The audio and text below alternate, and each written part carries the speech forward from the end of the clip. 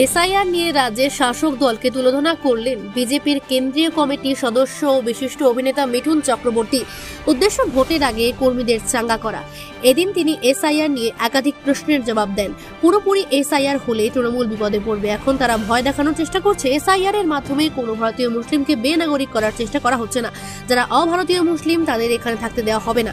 তৃণমূল কংগ্রেসের অভারতীয় মুসলিমদের জন্য এত দরদ কিসের? আমার কিন্তু তাদের প্রতি কোনো সহানুভূতি নেই।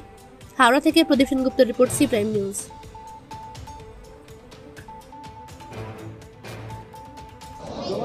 যে সবাইকে একসাথে লড়তে হবে, যে লড়াই আমাদের শেষ লড়াই।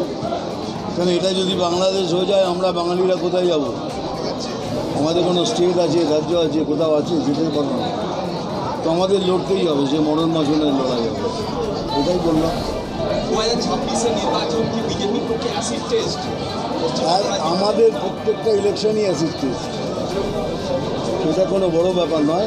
লড়বো, লেকিন এবারে লড়াই আরও বেশি হবে, আরও জোরদার হবে।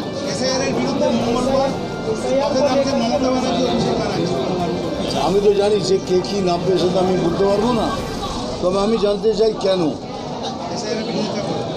কিসের, কার জন্য বিরোধিতা করছেন? কেননা কোথাও তো বলেনি ইলেকশন কমিশন যে হিন্দুদের ভোট দিতে দেওয়া হবে না, ভারতীয় মুসলিমদের ভোট দিতে দেওয়া হবে না।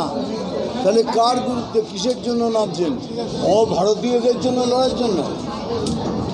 তার মানে যারা ভারতীয় নয় তাদের জন্য লড়াই। তাহলে কোথাও তো বলিনি, না বিজেপি বলেছে না কমিশন বলেছে যে আমরা হিন্দু। বলছে তো, সে পাকিস্তান থেকে হোক, আফগানিস্তান থেকে হোক, বাংলাদেশ থেকে হিন্দু যদি এসে থাকে, সে ভোটের অধিকার পাবে।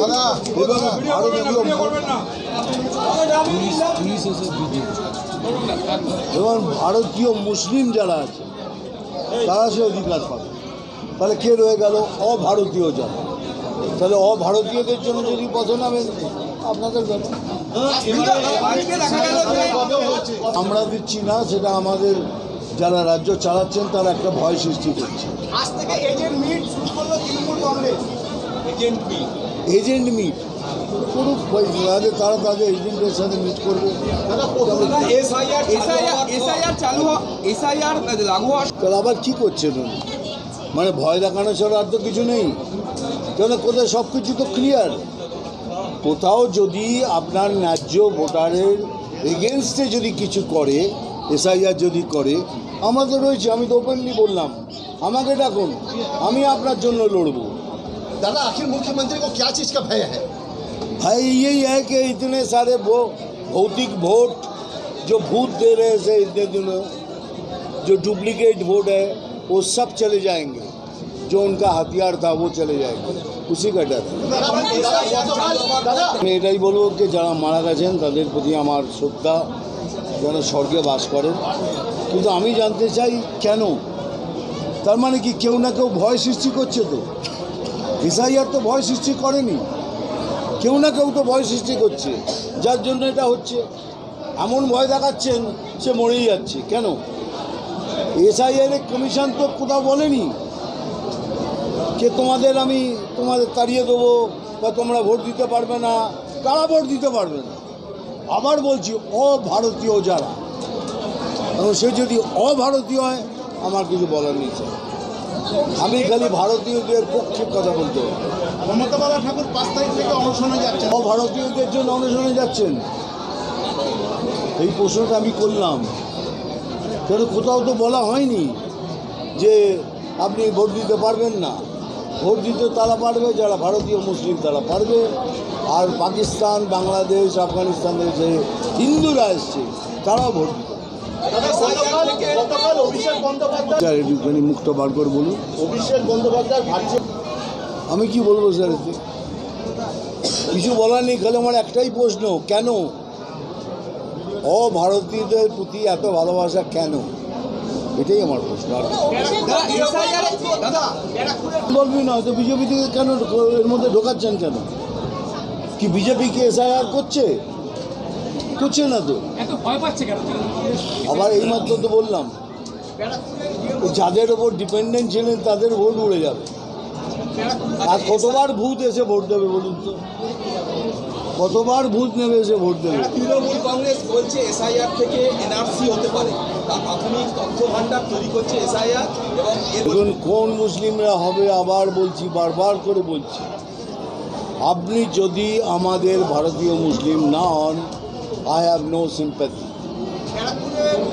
ভোটার তালিকা সংশোধন মোদী সরকারের কাছে, হ্যাঁ, স্বামীর মোদী সরকারের কাছে, মোদী সরকারের হাতে, মোদী সরকারের কাছে। বুঝলাম না।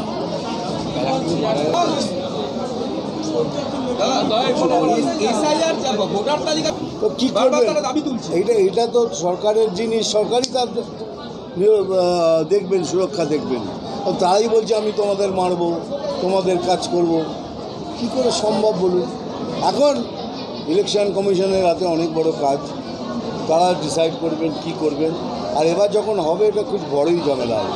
রাজ্যের শিক্ষামন্ত্রী ব্রাত্য সম্ভব যদি সবাই মিলে সাপোর্ট করেন, একদম সম্ভব। রাজ্যের শিক্ষামন্ত্রী ব্রাত্য বসু বলছেন, গতকাল বলেছেন এসআইআর এর এখন উনি কেন বললেন বুঝলাম না। উনি তো আমার থেকে বেশি এডুকেটেড, উনি বলতে পারবেন, আমি বলতে পারবো।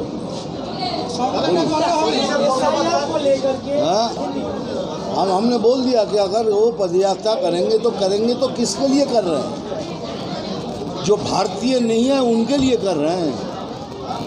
हमने तो कभी कहा नहीं, ना इलेक्शन कमीशन ने कहा है। बार बार कह रहे हैं कि जो हिंदू है वो तो करेंगे ही वोट, जो भारतीय मुसलमान है उसको भी अधिकार है। तो अब किसके लिए कर रहे हैं? अब भारतीय जो हैं, जो इलीगल इमिग्रेंट्स हैं, उनके लिए लड़ रहे हैं, तो लड़िए। ये तो करेंगे ही। ये सबसे बड़ी बात जो है, ये डरा रहे हैं, गुमराह कर रहे हैं। जो बातें करके गुमराह कर रहे हैं लोगों को, ये होगा। हम तो किधर भी देखा आपने किसी बीजेपी लीडर को सब बातें करते हुए? कोई नहीं कर रहे, ना कर सकते कोई लीडर, क्योंकि ये बात नहीं है, ये नैरेटिव ही नहीं है हमारा। तो काय के लिए सब बातें करें?